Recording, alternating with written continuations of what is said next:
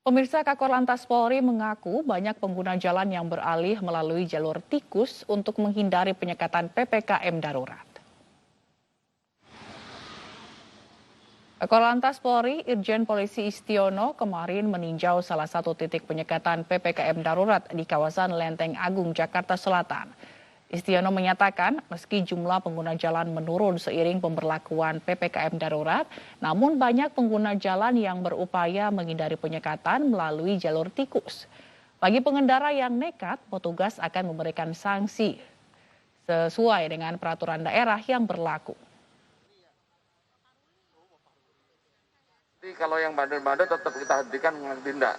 Kalau yang ngeyel-ngeyel akan kita pinggirkan, kita periksa swab antigen. Ya, yang ngeyel-ngeyel periksa, nggak pakai masker, kita swab antigen gratis. Kita periksa, kalau memang juga nggak benar, kita putar balikan atau perlu kita kasih sanksi. Sementara itu, kelangkaan oksigen medis masih terjadi di wilayah DKI Jakarta. Untuk bisa mendapatkan oksigen medikal dengan harga murah, warga harus rela antri berjam-jam.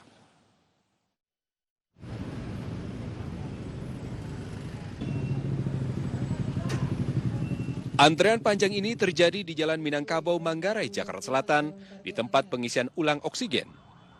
Warga rela antre selama berjam-jam untuk mendapatkan oksigen bagi keluarganya yang tengah menjalani isoman. Untuk menghindari kerumunan, penjual pun harus menerapkan sistem buka tutup. Ada 4 sesi pendaftaran isi ulang dalam setiap harinya, dan setiap sesi hanya dibatasi untuk 50 orang saja. Tak hanya di DKI Jakarta, permintaan oksigen juga meningkat di sejumlah daerah, salah satunya di Probolinggo, Jawa Timur. Untuk mencegah tindak penimbunan, aparat Polres Probolinggo menggelar sidak ke sejumlah agen distribusi oksigen. Sejumlah aparat Polres Probolinggo mendatangi 2 supplier pengisian oksigen di Kecamatan Dringgu dan Kecamatan Paiton, Kabupaten Probolinggo, Rabu siang. Sidak ini dilakukan untuk memastikan ketersediaan stok oksigen. Menurut pemilik usaha, permintaan oksigen dari wilayah Probolinggo, Pasuruan, dan Lumajang saat ini mencapai 400 hingga 500 tabung per hari, naik 2 kali lipat dari sebelumnya hanya 200 tabung saja. Saat ini, pemilik usaha mengaku tidak melayani oksigen untuk industri karena seluruh suplai diperuntukkan untuk sektor medis. Masyarakat juga diimbau tidak melakukan aksi borong yang justru memicu kelangkaan oksigen. Ya, jadi kami dari Polres Probolinggo terkait dengan kondisi saat ini di mana lonjakan COVID-19 melonjak cukup tajam di Indonesia maupun di wilayah Jawa Timur, khususnya di Probolinggo, kami melakukan pengecekan terkait dengan kesediaan oksigen di wilayah Probolinggo. Dari 2 lokasi yang sudah kami lakukan pengecekan di wilayah Probolinggo, terkait dengan ketersediaan oksigen saat ini masih mencapai taraf aman. Untuk menjaga pasokan, pihak rumah sakit di Kota Probolinggo diminta segera memesan pengisian oksigen agar tidak mengalami keterlambatan pengiriman. Dari Probolinggo, Jawa Timur, Hana Purwadi, iNews melaporkan. Untuk mempercepat pendistribusian tabung oksigen ke rumah sakit, Kejaksaan Tinggi DKI Jakarta menurunkan 2 unit kendaraan barang bukti dan tahanan. Kendaraan tersebut akan membawa tabung oksigen ke sejumlah rumah sakit di Jakarta. Minimnya armada penjemput di depo pengisian oksigen menjadi salah satu kendala terbatasnya persediaan oksigen di sejumlah rumah sakit di ibu kota. Di tengah kebutuhan oksigen yang tinggi dari para pasien COVID-19, Kejaksaan Tinggi DKI Jakarta menerjunkan 2 unit kendaraan barang bukti dan tahanan untuk membantu pendistribusian oksigen. Kendaraan akan menjemput tabung oksigen di depo pengisian di wilayah Jakarta Utara untuk dibawa ke RSUD Pasar Minggu. Antara lain adalah kejaksaan. Beliau membantu dalam bentuk mobil-mobilnya itu tadi. Sekali pada pasien ada obatnya. Mudah-mudahan kontribusi yang sedikit ini bisa membantu kemanusiaan, bisa membantu kawan-kawan kita dari yang mengalami sakit akibat COVID. Pemirsa, polisi menetapkan Lurah Pancoran Mas Depok sebagai tersangka karena terbukti melanggar aturan PPKM darurat. Sebelumnya Lurah Pancoran Mas membuat pesta hajatan meriah dengan tamu ratusan orang.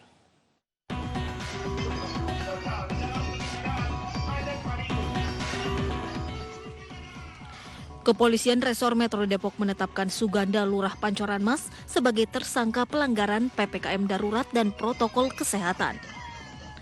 Dari hasil penyelidikan, polisi menemukan bukti bahwa hajatan yang digelar Lurah Pancoran Mas pada hari pertama PPKM darurat ternyata didatangi tamu ratusan orang. Hal ini jelas berbanding terbalik dengan pengakuan Suganda sebelumnya yang menyebut tamu undangan yang datang berjumlah 30 orang. Beliau bilang sudah menjaga prokes, itu artinya tidak benar, Komandan? Ya jelas tidak benar. Kan jelas aturan PPKM Mikro itu kan jelas. Tetapi masih dilaksanakan oleh yang bersangkutan. Padahal yang bersangkutan kan adalah salah satu aparat pemerintah juga. Paham, aturan itu paham. Pasal yang disangkakan seperti apa Bang? Pasal 14 Undang-Undang Republik Indonesia nomor 4 tahun 84 tentang wabah penyakit menular.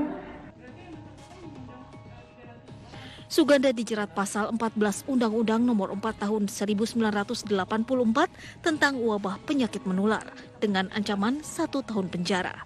Dari Depok, Jawa Barat, Iyung Rizky, iNews melaporkan. Hari kelima pemberlakuan pembatasan kegiatan masyarakat atau PPKM Darurat Jawa Bali, antrian calon penumpang komuter lain masih terjadi di Stasiun Bojonggede, Kabupaten Bogor. Wali Kota Bogor menyatakan banyak masyarakat yang belum paham makna sektor esensial dan non-esensial.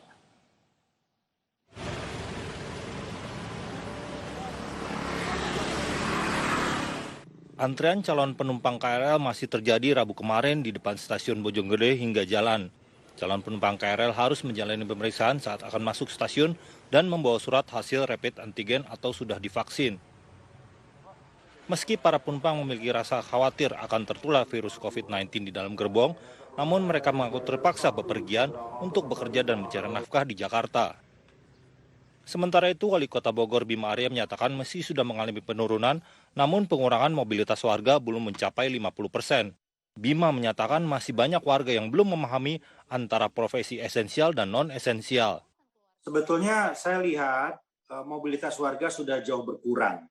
Tetapi kalau data yang disampaikan oleh Pak Menko Luhut kemarin ketika kami rapat koordinasi, ini mobilitasnya belum sampai 50% pengurangannya, belum juga sampai 30%. Masih sekitar 21%.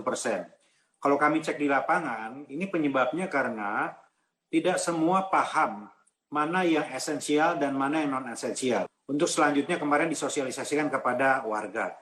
Jadi saya kira tidak semua itu konteksnya nakal, bandel atau melawan, tapi lebih kepada kebingungan karena memang sosialisasinya terbatas gitu.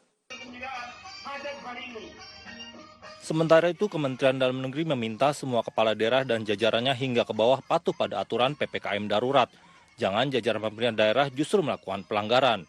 Ya, pelajaran kemarin seperti yang ada terjadi di Depok, misalkan saja, itu bisa menjadi pelajaran bagi yang lain. Ya. Dan kita lihat, mass media juga langsung memberikan respon, gitu ya. Dan ini sangat bagus, saya kira menjadi pelajaran bagi yang lain juga. Untuk mengendalikan diri ya pada masa-masa pandemi seperti ini. Penyebaran virus COVID-19 saat ini sudah masuk fase memprihatinkan. Diperlukan kerjasama semua pihak untuk memerangi dan memutus mata rantai penyebaran virus COVID-19. Tim Liputan iNews melaporkan. Seorang pria lansia berusia 74 tahun yang terpapar COVID-19 di Sawah Besar, Jakarta Pusat meninggal dunia di rumahnya saat isolasi mandiri. Diduga penyakit komorbid yang diderita membuat korban akhirnya tidak mampu bertahan hidup.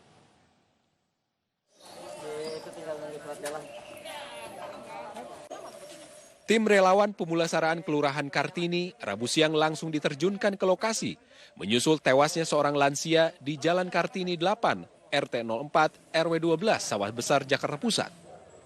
Korban diketahui bernama Zulkarnain Adro, pria berusia 74 tahun yang tengah menjalani isolasi mandiri di rumah. Sebelumnya, korban dinyatakan positif terpapar COVID-19 berdasarkan hasil tes PCR.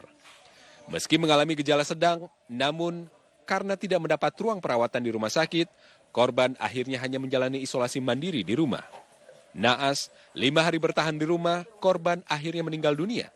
Diduga penyakit komorbid yang diderita membuat korban tak mampu bertahan hidup. Menurut laporan dari RT ya, dari RT, terus dari penjaga yang di dalam, bahwa Bapak Zulkarnain Adro sudah berada di sini semenjak 5 hari yang lalu. Setelah itu dia melakukan swab, menunggu hasil hari ini, meninggal semalam. Berdasarkan hasil swab dari Paramita, laboratorium Paramita, dinyatakan positif. Sesuai dengan penanganan COVID-19, proses pemulasaran dilakukan dengan standar penanganan COVID-19 menggunakan peti mati yang dibungkus dengan plastik. Selanjutnya, jenazah korban langsung dibawa ke TPU Rorotan, Jakarta Utara untuk dimakamkan. Dari Jakarta Pusat, Rani Sanjaya, iNews melaporkan.